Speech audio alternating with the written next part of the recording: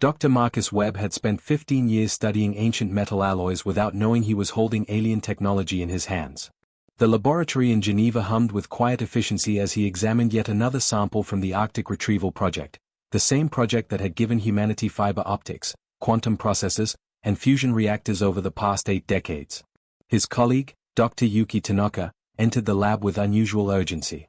Her face carried the weight of something that couldn't be spoken aloud in normal circumstances. She handed him a classified folder marked with security clearances he'd never seen before. Inside were photographs of the Arctic site, but not the sanitized versions shown to the public. These revealed the true scope: a vessel 3 kilometers long, buried under ancient ice, its hull marked with symbols that predated human writing by millennia. Every major technological breakthrough since 1947 had been reverse-engineered from this single source.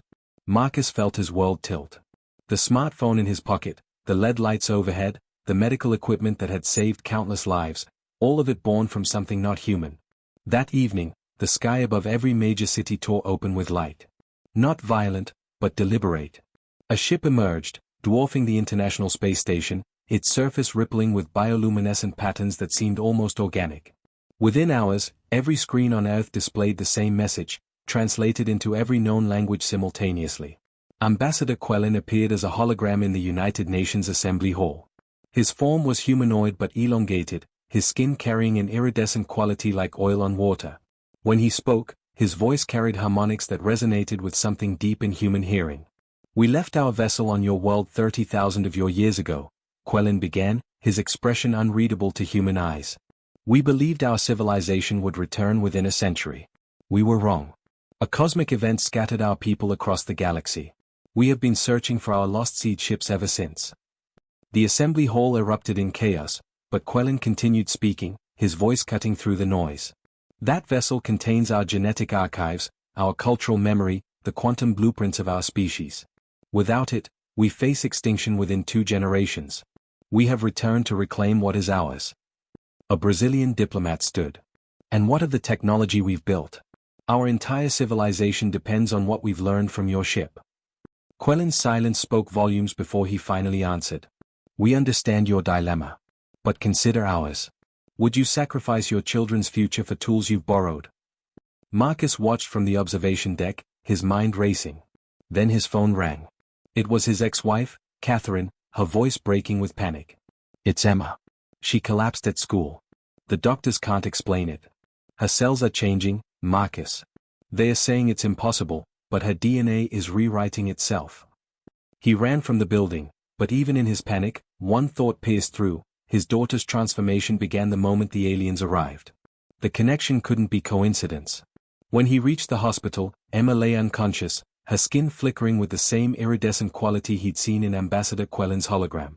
The medical monitors showed readings that shouldn't exist in human biology. A doctor approached, Dr. Helena Voss, a geneticist he'd worked with on classified projects. "Marcus, you need to see this. Emma's not sick. She's changing.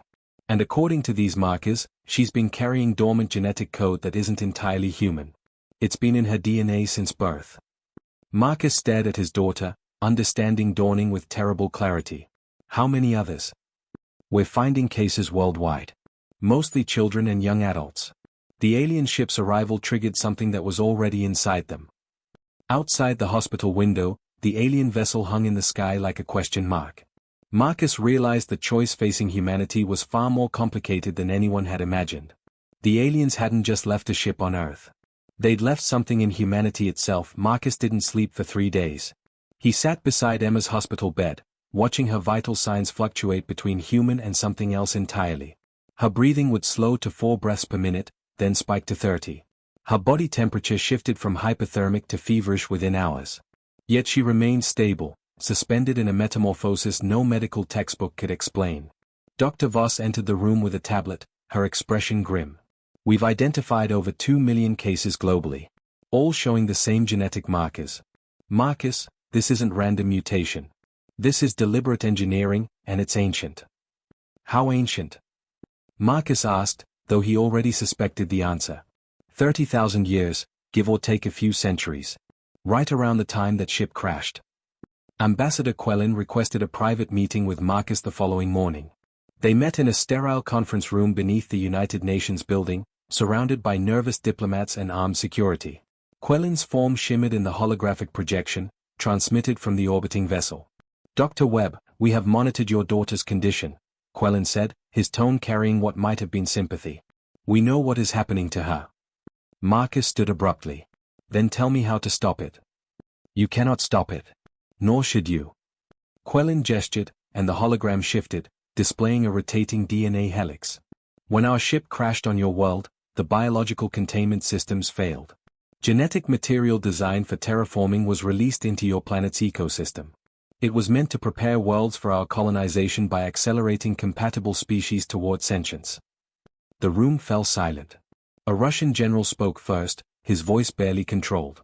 "You're saying humanity is your creation?" Ambassador Quellin requested a private meeting with Marcus the following morning. They met in a sterile conference room beneath the United Nations building, surrounded by nervous diplomats and armed security. Quellin's form shimmered in the holographic projection, transmitted from the orbiting vessel. "Dr. Webb, we have monitored your daughter's condition," Quellin said, his tone carrying what might have been sympathy. "We know what is happening to her." Marcus stood abruptly. "Then tell me how to stop it." "You cannot stop it. Nor should you." Quellin gestured, and the hologram shifted, displaying a rotating DNA helix. "When our ship crashed on your world, the biological containment systems failed. Genetic material designed for terraforming was released into your planet's ecosystem.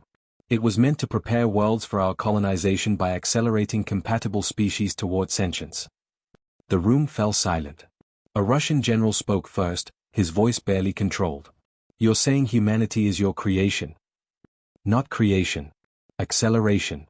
Your species existed before our arrival, primitive mammals with potential. Our genetic catalyst pushed your evolution forward by hundreds of thousands of years. You developed language, abstract thought, tool use, all within an impossibly short time frame. We gave you the spark." Marcus felt sick. "We're an accident. A contamination event." "You are our children," Quellin corrected. "Unintended, but children nonetheless. And now those genetic markers are activating because our ship's quantum core has reawakened. It is calling to the dormant code we left in your species." Dr. Voss pulled up another display. "The patients who are changing, they're not becoming fully alien. They're becoming something between. A hybrid." Quellin nodded slowly. "Yes. This was unforeseen. In 30 millennia, our genetics and yours have become entangled in ways we did not predict. Your daughter and others like her represent a bridge between our species." "What happens to them?" Marcus demanded. "What happens to Emma?" "That depends on the choice your world makes." Quellin's image flickered. "If you return our ship, we possess the technology to stabilize the transformations. Your daughter and the others will survive, though changed. If you refuse, the quantum resonance will intensify. Within 6 months, the genetic chaos will kill them all." Marcus felt the trap closing. "You're using my daughter as leverage. We are showing you the consequences of refusing our request. The ship must be returned, Dr. Webb. Not merely for our survival, but for yours." That night, Marcus broke into his own laboratory. He accessed the classified files on the Arctic vessel, searching for anything that might offer a third option. What he found changed everything. Buried in sensor logs from last month, before the aliens arrived, was evidence of transmission. The ship had been sending signals into deep space for the past year. Not distress calls, but complex data streams. Someone had activated systems inside the vessel, and whatever they'd sent had summoned the aliens home. Marcus traced the access codes. They led to a small research team in Greenland, led by someone he knew, his old mentor, Dr. Victor Rees. A man who'd disappeared from academic circles 5 years ago, dismissed as paranoid after claiming the Arctic ship was more than just technology. Rees had been right about everything. Marcus made a decision. He called Dr. Tanaka. "Yuki, I need you to get me into the Arctic site. Tonight. And I need you to access the restricted zones." "Marcus, that's impossible. Security is. My daughter is dying. Millions are dying. And I think someone on Earth wanted the aliens to come back." There was a long pause. "I'll make the arrangements. But Marcus, if you're wrong about this, then we're already finished." The Arctic wind cut through Marcus's thermal suit as he descended into the excavation shaft. Dr. Tanaka led him past security checkpoints she'd cleared with falsified credentials, deeper into the frozen earth than civilian scientists were permitted to go. The ancient ship's hull emerged from the ice like a metal cathedral, its surface covered in symbols that now seemed less mysterious and more like a warning. Dr. Victor Reese waited inside the ship's main chamber, surrounded by activated alien consoles.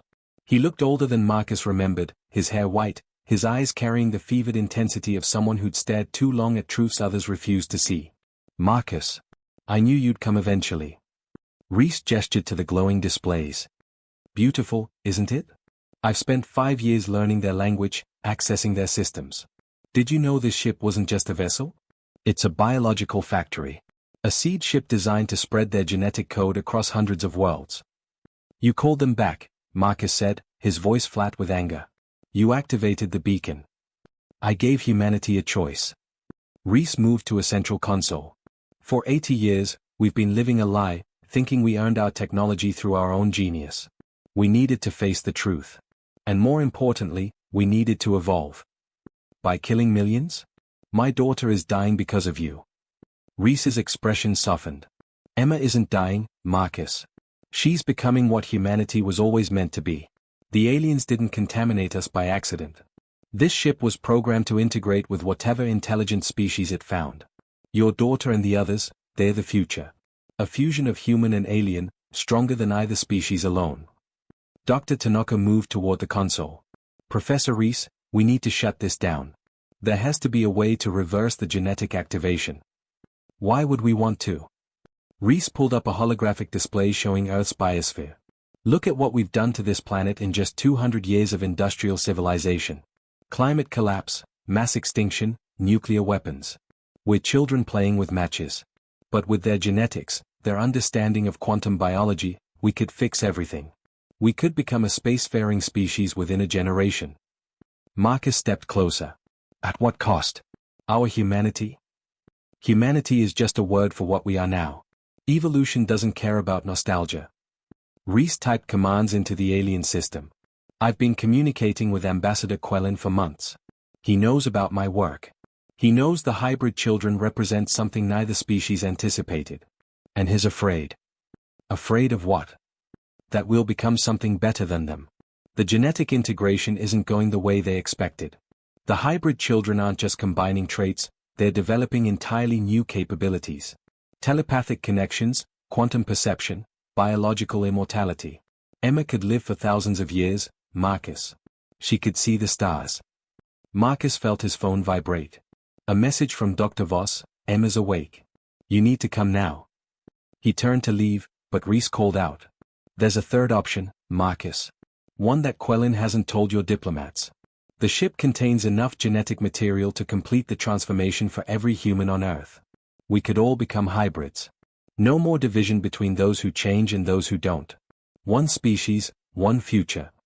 Forced evolution at gunpoint. That's your solution. It's survival." Reese's voice carried desperate conviction.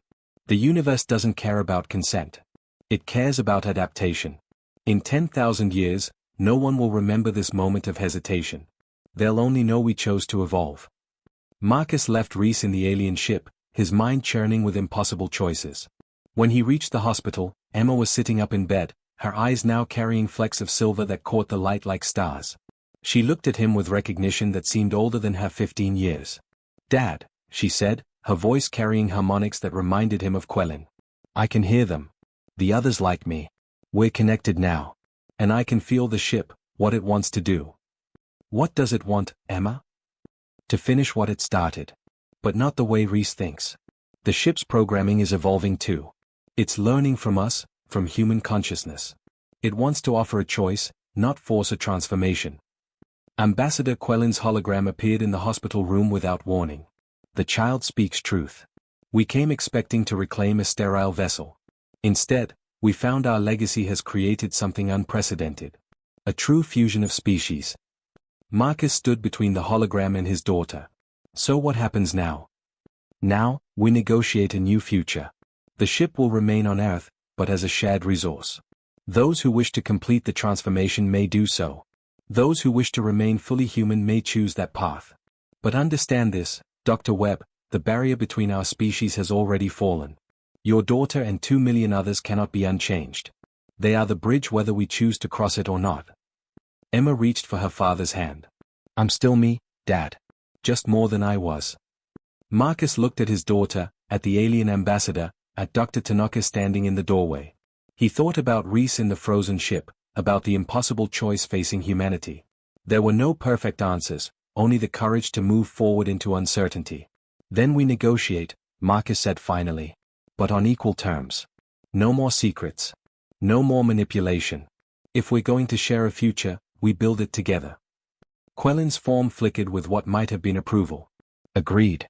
Let this be the first day of the convergence. Outside, dawn broke over a world forever changed. The alien ship would stay, a monument and a laboratory. Some humans would transform, others would not. But all would face the future knowing they were no longer alone in the universe, and perhaps had never been.